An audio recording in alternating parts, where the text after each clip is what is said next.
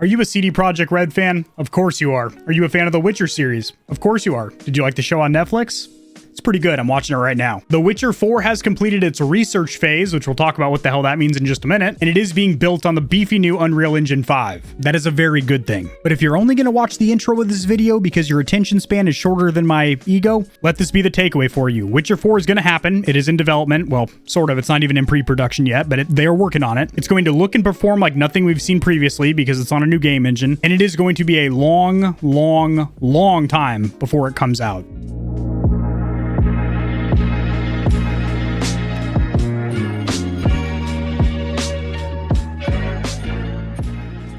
Alrighty, Stallions and Stallionettes, welcome to the Gamer Heaven. I'm your host, AK40 Kevin. Let me pop on the Gamer Advantage blue light glasses because that adds frames per second to my rig and efficiency on these gaming news videos. Putting myself in this little circle in the corner over here. I have an article pulled up. This is from 1 hour ago on Games Radar. This will be cited or sourced in the description below, as I do anytime I cover any news in the gaming community or industry. Subtitle over here, CDPR, CD Projekt Red, is already seeing increased efficiency with Unreal Engine 5. Good and good. If you have any doubt about how powerful Unreal Engine 5 is as a development tool and how that correlates to us getting quality games on the receiving end as gamers, I do have linked in the description below an entire showcase video I did of Unreal Engine 5 talking about some of their demos, and it's impressive. So while W4 has gone through its research phase, it is not even in pre-production yet. It would appear developers at CDPR are finalizing when and where the game is going to be set, including any possible characters that could show up. So any recurring characters from previous Witcher titles. So the only notable progress with this research phase is them looking at the timeline of the Witcher series thus far, trying to figure out setting, time frame, recurring characters, etc. But it hasn't really begun coding or audio design or anything like that. But development shouldn't take an astronomically long time because they're using Unreal Engine 5, which, as I showcased during that demo video, has a lot of tools baked into it that they would usually have to use third-party plugins or external programs and then import assets, as where it's all enclosed in Unreal Engine 5. So that should be a really streamlined process for them to develop the game. The Witcher 4 is a long way away. There's no doubt about that. After all, it was only earlier this year that CDPR announced that the existence of this game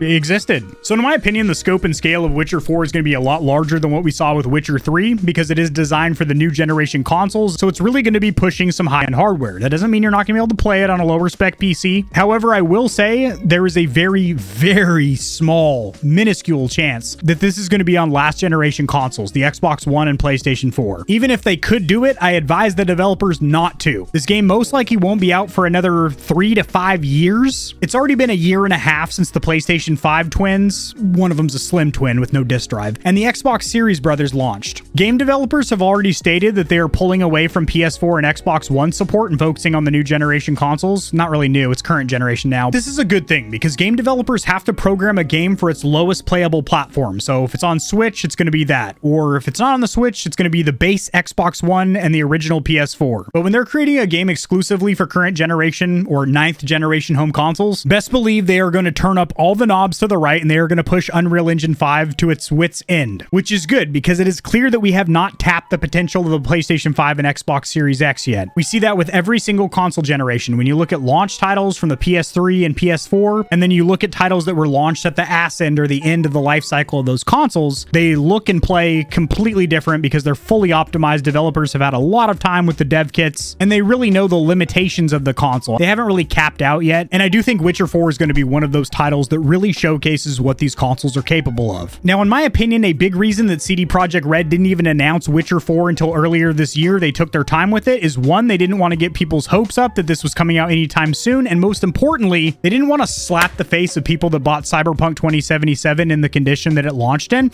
and they still wanted to make sure that it appeared as if they are still pumping support into it, which they are. They have an actual timeline of when they're adding patches and updates, and there's even going to be DLCs and expansions to build on that story in that world of Night City, but just getting it playable was a good start. It is now playable on console, which it was not at launch. PS4, Xbox One, it was terrible. They took them off the online stores, they were offering refunds, and an apology. PC was playable at launch, but it did have some bugs and glitches, I covered that. But CDPR wanted to focus their attention on CP77 to get it where it should have been with the initial vision of such a broad, wide open world game. And now they can focus on this medieval demon ass slaying game that is going to make so many gamers happy. In the meantime, if you Witcher fans need something to wet your whistle on and dip your beak in. Witcher 3 has been ported over to Nintendo Switch, so that's a unique way to play that game on the go. On Netflix, The Witcher is one of the few Netflix original series that they're going to continue funding on. I made a video recently about how Netflix is cutting funding to a lot of its originals, which I think is a bonehead move because that's part of the reason people subscribe to Netflix, is because of their high quality movies, animes, and TV shows that they make in-house. But luckily, Witcher is going to continue, so right now we have 2 seasons, but they're going to keep pumping us full of seasons, at least for the foreseeable future, so that's good. I myself am very excited for The Witcher 4. Drop in the comment section below if you'll be picking it up in 5 years when it launches, what platform you plan on playing it on, and your experience with Witcher 3. Did you play it at all? Did you like it? Did you hate it? You'd be in a very small camp if you hated it. Generally, that game is received very well by the gaming community, but your opinion is not wrong or invalid if you didn't like it. I'll see you guys tomorrow.